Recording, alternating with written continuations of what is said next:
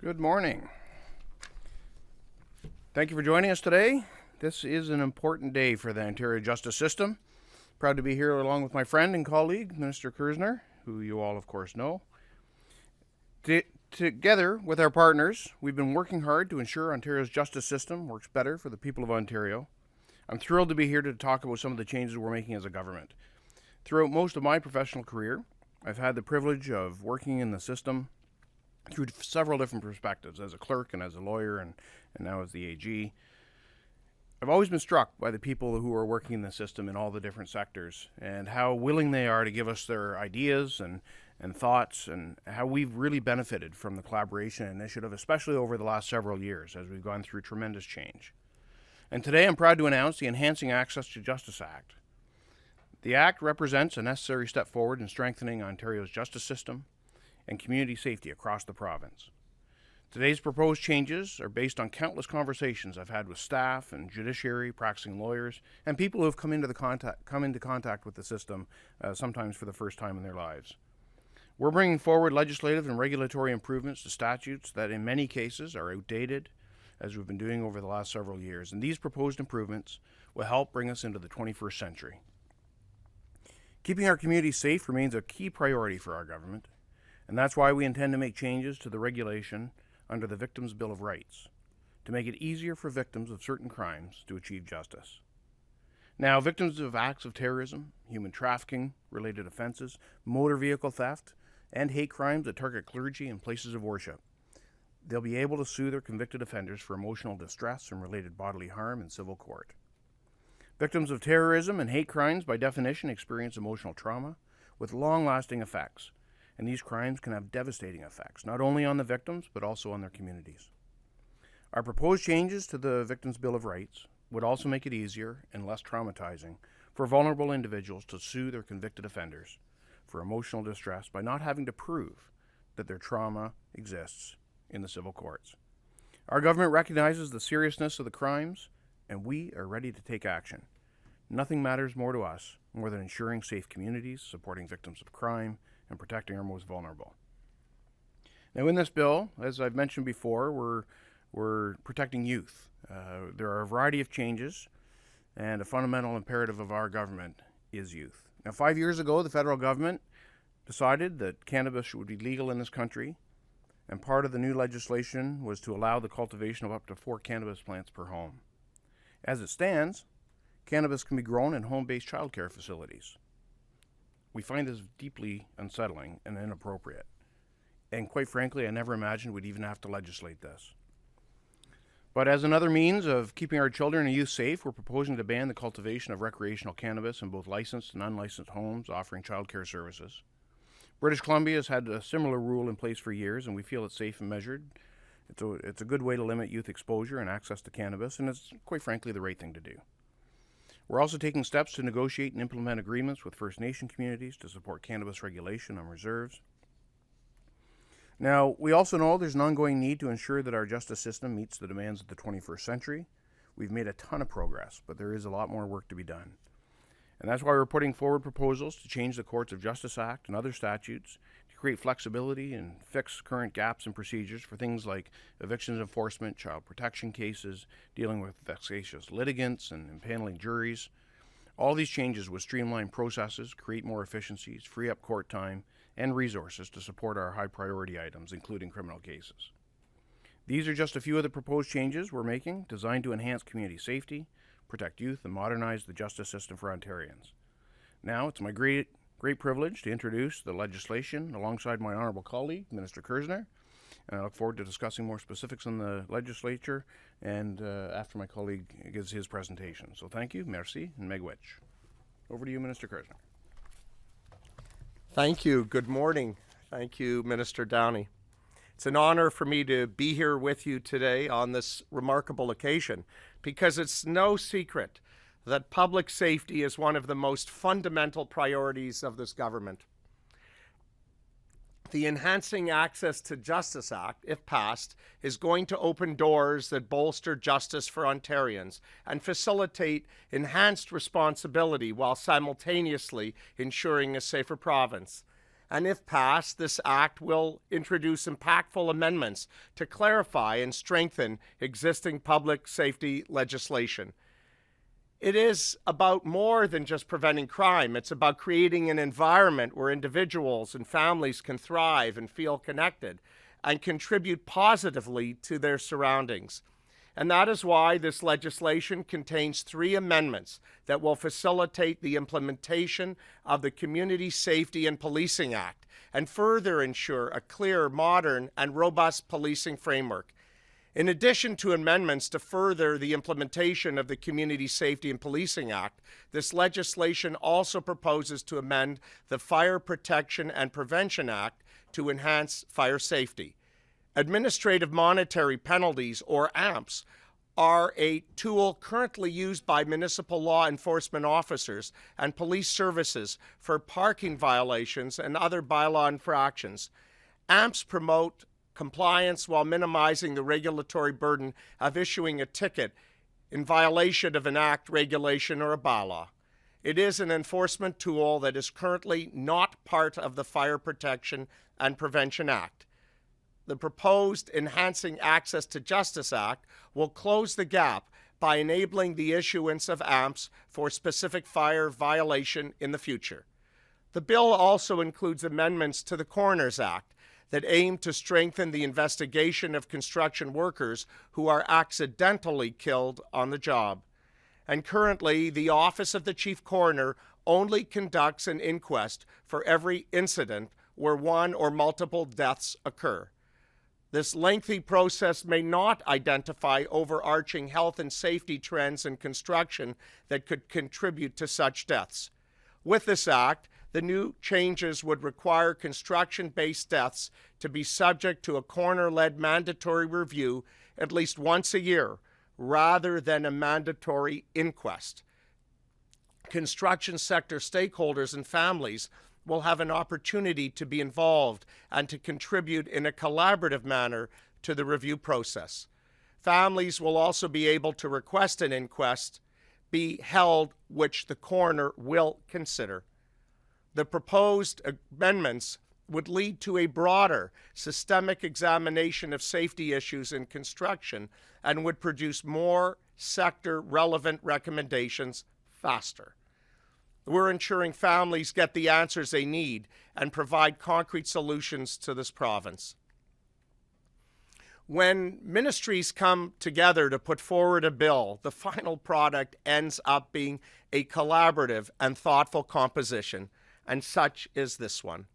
This bill is a direct reflection on how this government is working together to prioritize public safety. And when the province is safe, the people in it become stronger. For the Premier, he understands that public safety is critical, no matter where you are in Ontario, and we will continue to be the ones that step up in protecting our first responders and every Ontarian in between. For this government, there is no higher priority than the safety of our province. Thank you, merci, and miigwech. Open for questions, yeah. Mr. Downey, I want to ask you about some reporting CBC and other media outlets have been doing lately about the mess in the courts in Toronto and throughout the province that has meant quite a few sexual assault cases not proceeding. I know you've before said you're working on it, you're hiring more staff. Obviously, the new courthouse in Toronto has been an issue. But can you say something about, the sense of urgency here? There are potentially sexual assault victims who are not getting their day in court, and that means potentially rapists, offenders are walking the streets of Ontario. Yeah, any lost case due to time is very upsetting. There is a sense of urgency. Everybody is engaged in making sure that we are not caught by the Jordan guidelines that came out of the Supreme Court. As you know, the Jordan guidelines set out for Ontario Court 18 months and Superior Court 30 months. Those guidelines have a caveat in it saying that except for exceptional circumstances, and it was not long ago we were in COVID when these cases were starting to stack up, and we're seeing the ripple effect. So we've invested $72 million in in a criminal case backlog. We're working with the judiciary. We are staffing up. We have recruited 340 staff across the system for victim services, for crowns, we've added judges. So we're building capacity in the system. Every single time I hear of a case that is potentially at risk because of Jordan, it's very upsetting. So I've issued a directive to the Crowns in terms of prioritizing cases, and each courthouse has a Jordan strategy to make sure that we're not losing any. So it is top priority.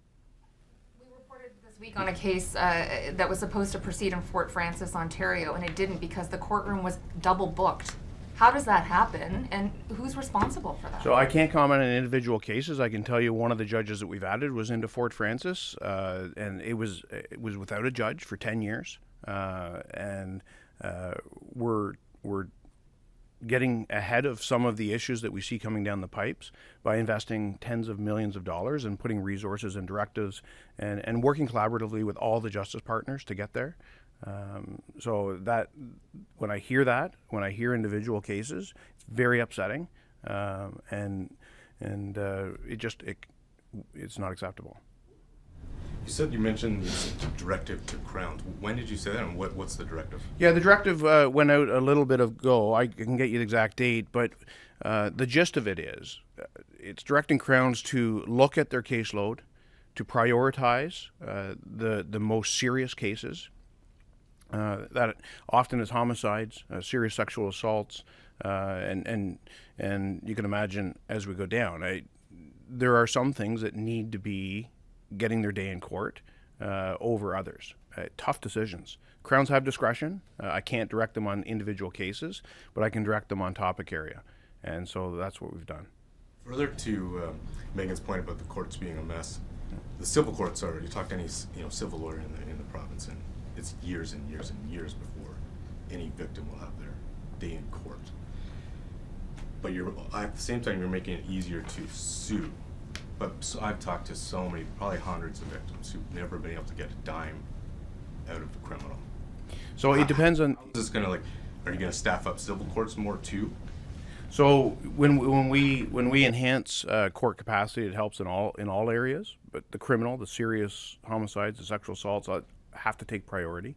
But the changes we're making in this bill are helping to clear some court capacity. So there's some pieces on vexatious litigants who are tying up tons of court resources. It's allowing the judges to better manage and easier manage some of those resource suckers, and they will make a decision in each case. We're for the Victims' Bill of Rights, where we're allowing people to not have to re-traumatize themselves by showing the impact that was had on them because they were human trafficked. That cuts down the amount of court time, quite frankly. There's a direct correlation. And again, we're adding resources on a continuous basis into court staffing, into extra judges, into extra crowns, all of that stuff. That creates a capacity to clear the backlog. That's helpful to the civil system. How many judges short are you right now? Well, right now, we run about 300 judges and 300 JPs. So it's a continuous process to replenish as people are retiring. And you're at sort of where you want to be? We're 300? We're pretty close. It's a discussion with the Chief Justice on what the needs are and what they can manage in terms of courtroom capacity and all of those pieces. So it's a continuous dialogue with Chief Justice Nicholas and Chief Justice Morowitz when we talk about associate judges, and of course the federal government has its role to do, and I'm in regular discussion with Attorney General and Minister of Justice Varani about getting our spots filled in Ontario. Often the civil cases come after the criminal cases, right? You wait to see if you can get a conviction in criminal court to then sue them. So again, to the point of the courts being so backlogged, I mean, how helpful will this really be if someone's case is getting thrown out in criminal courts because of Jordan? I mean, what chances will they have of being successful in civil court if they can't even go to criminal court? Well, the proof level is different for criminal versus civil, which I'm sure you're aware of. So we're going to have every variation, but in those instances where somebody is found criminally convicted, then this certainly makes it easier emotionally, not even from a court perspective, from a court resource perspective, just emotionally, not having to re-traumatize and explain to the court how you were traumatized. If you're human trafficked, it's pretty clear.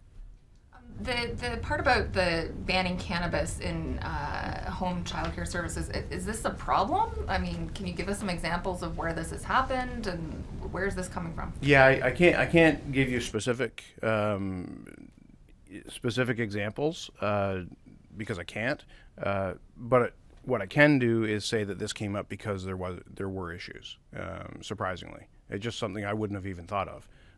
Clearly, BC had thought of it, or they had experienced it before us, and they made their move first. Question for Minister Kerzner. The changes to the Coroners Act for deaths of construction workers. So there's going to be no more mandatory inquest for construction workers who die in the job? No, what the amendments are is it's about having an annual review, a mandatory review. As you know, we have a lot of cases that have taken a long time to get through the inquest process.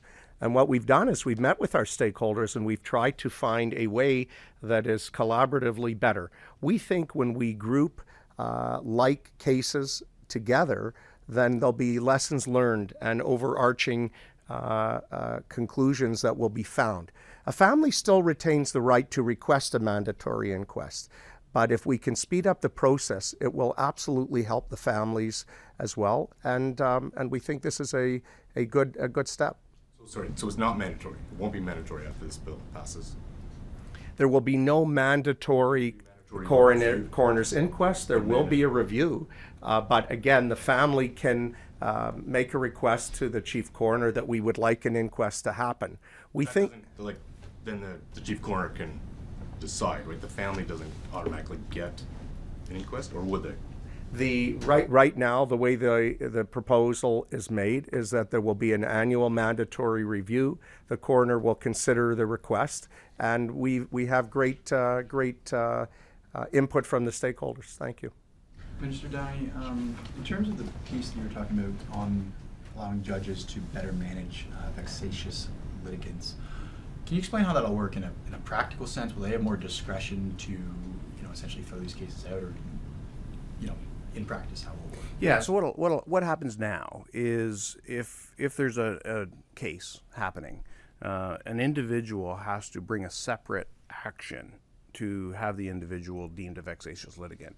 This will allow them to do it within the file that they're dealing with at the time. It'll also allow the Court of Appeal and the Superior Court to make a determination and initiate that determination on their own if they feel it's warranted. So I don't expect it to be used a ton, but like a lot of things, few people take up a lot of resources, and so it's not something that I will have any input into in an individual way. It's going to be up to the judges to use their judgment, but it takes out that extra step of starting another action, or in the case of the judges initiating themselves, not having to wait for somebody else to. And back to the piece on cannabis, I remember many years ago being in these Senate committee hearings where they were discussing the rules around growing cannabis at home. And there was a lot of really fascinating questions about how children could, I guess just how that could be bad for children. And obviously this is in childcare spaces. So that just brings to mind, what is being trying to prevent here? Is it the assumption that if somebody's growing cannabis in their home that's a unsafe place? Does it have to do with the cannabis itself? Like, what is this really trying to prevent? Yeah, so it's not a judgment on the quality of childcare or on the childcare facilities themselves. It's simply an exposure issue. We just don't want it commingling. And it's when the feds decided to bring in cannabis, and of course the province had to manage it, there were a lot of discussions around a lot of things, and we had three primary goals. One was to take on the black market, keep communities safe, and protect children. This is part of the Protect Children branch. We've been consistent for the last 4.5 years about that. And just as an aside, any update on the progress towards a Lobbyist Registration Act committee review? Still in the works. We're still working on the some recommendations that we'll send to the committee, and so more to come. Any timeline, deadline, anything like that? I don't want to give you a timeline, but it's an active file for sure. Just again on the court story. So it sounds like you're saying the levels of judges and JPs are okay? There isn't a massive shortage on that front. Is it the court officers and other court support staff that's the issue then, in terms of why cases aren't proceeding on time, and how big is that shortage right now? So I'll clarify that. So at the Superior Court level, we have several vacancies. We need those filled, and we've asked the federal government to fill those for judges. And that's a really important piece for when we talk about civil, when we talk about some of the more serious criminal pieces. So we need those filled. They know that. The Chief Justice Morowitz has made it clear as well. So we're pushing on that front. In terms of the provincial level, the judicial complement, it's an ongoing conversation with the Ontario Chief Justice. I don't want to say we have the exact rate number, but we're in range. In terms of staffing, we've staffed up. The nature of the staffing has changed. So as some of you may know, I used to be a court clerk before I was a lawyer. So I used to do that job. The nature of the job has entirely changed. So we've revamped. When we were in COVID, like, we weren't doing online stuff until we hit COVID, really. Now we've done some 5 million online hearings. Like, we've drastically changed how things happen. So the skill set needed has changed. We've brought in several court staff. We've offered full-time employment. We've increased categorization for pay. We've done several things to enhance that workforce.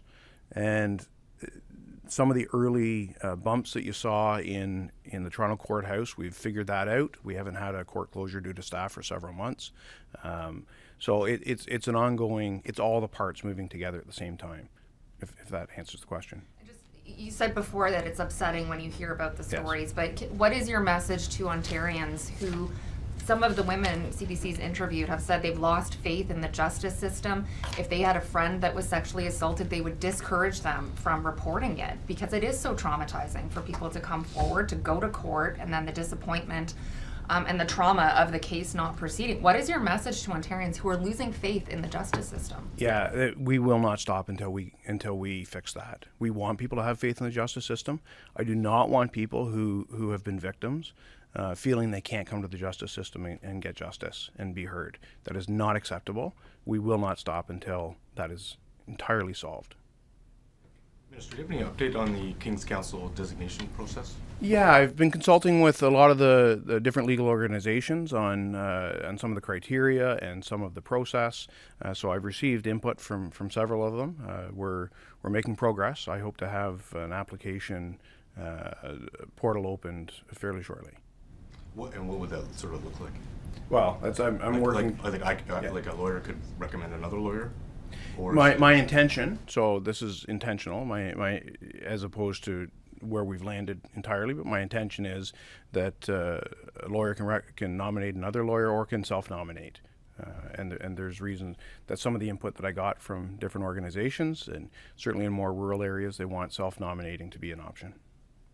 Last question. I just want to clarify on the making it easier to sue.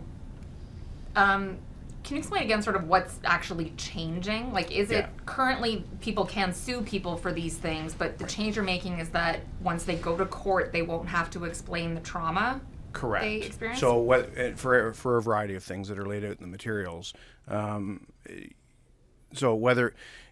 Because right now what they have to do, if you're human trafficked, and I use that as one example, when you go to prove your civil suit, you have to show that there was a negative effect. Emotionally or otherwise. And there are classes of incidents, as laid out in some of the materials, that to an average person, it's quite clear that there would be an effect. So I don't want them going back through that process to explain to a judge how they were emotionally traumatized, and in the process re-traumatizing. So that's what's changing. That's what's that changed. part. So that language will be taken out, or Under how does that practically under change? under the Victims' Bill of Rights, it allows them to not have to go through that step in court. And there's quite a few items that we're adding to the VBR, and there's some hate crime pieces in there, and there's some others. So we just want to make sure that we're not, two things: one, re-traumatizing people, and two, gumming up the system with things that are patently obvious when you get there. Time for another question on the fire what's happening with the firefighters, Minister Kerzner? Is it like they can now issue, or when this passed, they can issue fines? Is that like a parking? There was I think, an inability until we looked into it to issue the amps, and I think this is what will allow a fire chief to. The amp is the right to issue, almost like a parking ticket. Okay. It was an acronym, wasn't it? Administrative. Administrative monetary penalty. Thank you. Thank you. So what we're doing is we're actually finding that this will be much easier going forward, and it'll allow the fire chief to do it, because when we look at fire compliance and we look at, where our government has stood on public safety and on fire safety, we take it very, very seriously. Yesterday we had a great meeting here in the legislature with the Ontario Professional Firefighters Association. They have their conference here today. And I can tell you the way our government has approached the relationships with the associations and with the chiefs is very important. And it's been great to work collaboratively with our stakeholders on it. Thanks. I know we're going to wrap up, but I just want to comment from the court side on the amps. This is why it's such a great initiative. On the court side, currently they could issue a ticket under the Provincial Offences Act, but that's now into the court system to be dealt with, and it takes up resources from the fire department, takes up resources from us. If you've got somebody who's illegally blocking a fire exit at a restaurant because they've put all their inventory there, they can now, if passed, be able to issue the AMP instead of a provincial offences ticket that has to work its way through the system and crunch up a lot of resources. Will there be recourse? Like, will there be sort of an appeal process? Like, How you can fight at least on a ticket, you could fight a parking ticket if you chose. On AMPs, it'll be like all the other AMPs that are out there. And so it's like the ticket is coming directly from the fire department to the citizen resident, and they pay the fine to the fire department or to the city, or where does it go? I'm gonna have to get back to you on where the money lands, to be honest. So I'll have to look into that, Right because now when I get a parking ticket in Toronto, I go on. That never happens. Yeah, I was But gonna say, say I got yeah. a parking ticket. We heard about you. I go online, right, to the Yeah. city of Toronto, and I pay the fine. yeah. So on the mechanical part, I think I have to get back to you. Yeah. Let me just say this as we leave. It's an honor to be part of a government together with Minister Downey that believes in public safety and believes that when we have public safety, we have absolutely everything. And for our government to have such a strong relationship with our police services all across the province, with our municipal police services, with the OPP, and with our First Nations police services, it sends a message that public safety matters. Thank you.